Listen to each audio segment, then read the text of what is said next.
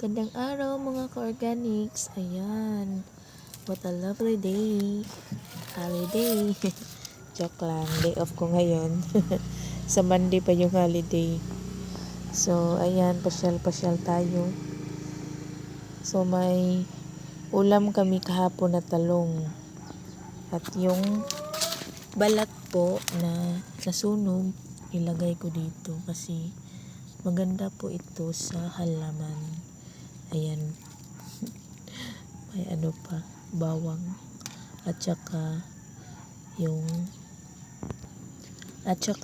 red onion. So, tingnan nyo yung kulay ng dahon niya. Pink na pink. So, one of my favorite na anthol. Ito naman po ay sabi niya ay ng supplier, ano daw to, may variety ng Wave of Love. So parang ano na siya, hybrid combination na po ito. So tingnan natin kasi nakaka-surprise kasi yung mga unfold. Mag-iba-iba yung kulay. Depende po sa exposure ng sunlight, then yung fertilizer, at saka yung genes niya. So ito, medyo kawawa yung dahon niya, pero maganda po ito. Nasira lang. Tapos ito, yellow. Ewan ko, parang walang variegation sa next na dahon. Pero yung dahon niya dito, yellow. Parang yellow series ata to. Tapos ito naman po ay pinkish peach. Ayan, ang ganda. So, ang roots talaga niya ay napaka-healthy Nilagyan ko yan ng Indo fertilizer. So, may mga bagong roots na naman Sana ay madali itong lumaki para magkaroon to ng seeds. At ito naman po ay napakaganda. Ito po yung mother. Ayan ito. So, naging darker na po siya. Parang purple or pinkish na may pagka-black. Parang ganun. So, ito yung new leaf niya. So, bagong bili ko pa lang ito last week. Tapos, shinip po this week nung November 21 pala. Tapos, dumating November 22. Ang bilis. So, ito ay si White Siam Diamond. So, nilagyan ko sila ng rooting powder para mabilis silang mag-roots sa bago nilang pot. Tapos, nilagyan ko ng Indo fertilizer. Ayan, may begonia. So, iba't ibang halaman ko dito, May mga phelo, begonia, may fittonia. Pero, i-flex ko muna ngayon ay yung mga anthol ko. Ito, bagong bili ko rin from Cotabato. Ito ay tricolor. Ito naman po ay multicolor. Ito rin ay galing sa Cotabato. Medyo matagal na to sa akin, pero hindi ko lang masyadong naalagaan dati. Ito, nasira. Iwan ko kung bakit nasira to. Butas-butas. Ito ay galing din to sa Cotabato. Ayan. Yung sabi nito ay twisted purple daw ito na variety. So, abangan na lang natin, Ito ay red lava or red phoenix. So, may konting variegation na siya. Kaya lang, kasi ito black base. Kaya, hindi masyadong makita. So, sa new leaf niya, may variegation na. Ito ay mine-free. So, ewan ko na lang kung magkakaroon to ng variegation. Sana late bloomer lang. So, ito rin ay parang kapatid nito. Pero parang twisted kasi yung dahon.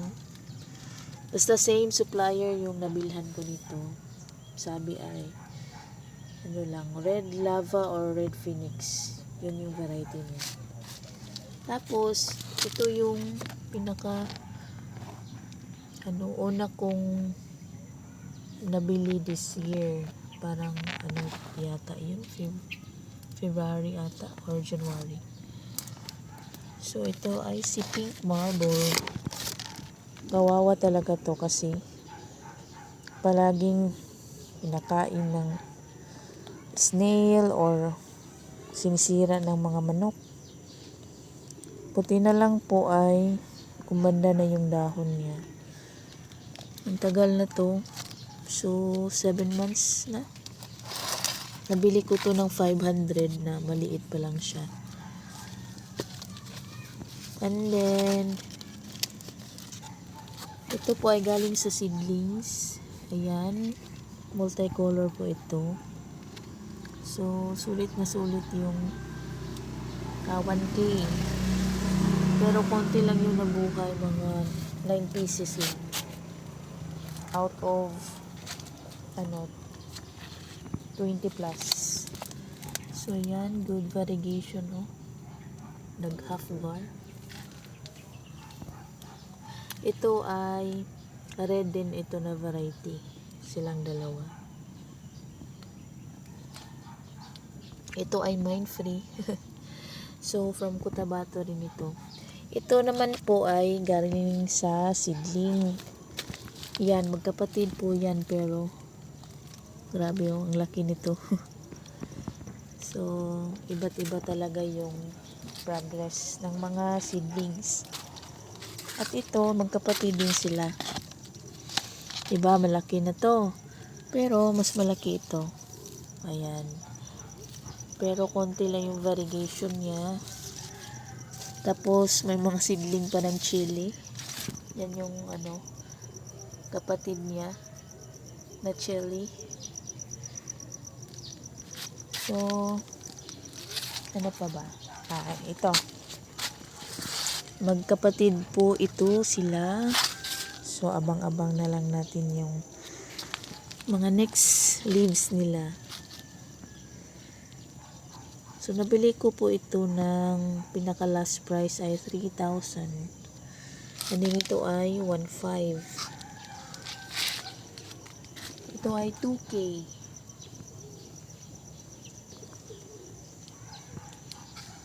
And then, may late bloomer din ako. So, ito yung late bloomer ko. Ayan. So, last year ko po ito nabili ng ewan ko, parang 500 or na mine free. Basta, ang dami kasi noon, worth 2,000. Hindi ko na maalala kasi pinaka ko talaga sa fresh sa memory. Ito yung binili ko. Yung 500 talaga na black pink. Tingnan yung dahon, ang ganda. Tapos, yung new leaf niya, ang laki, oh.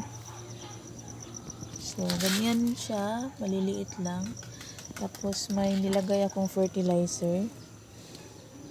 Ito, biglang, nag-giant. So, kasama pong nabili ko na mine free ay ito, 1, 2, tapos ito, 3,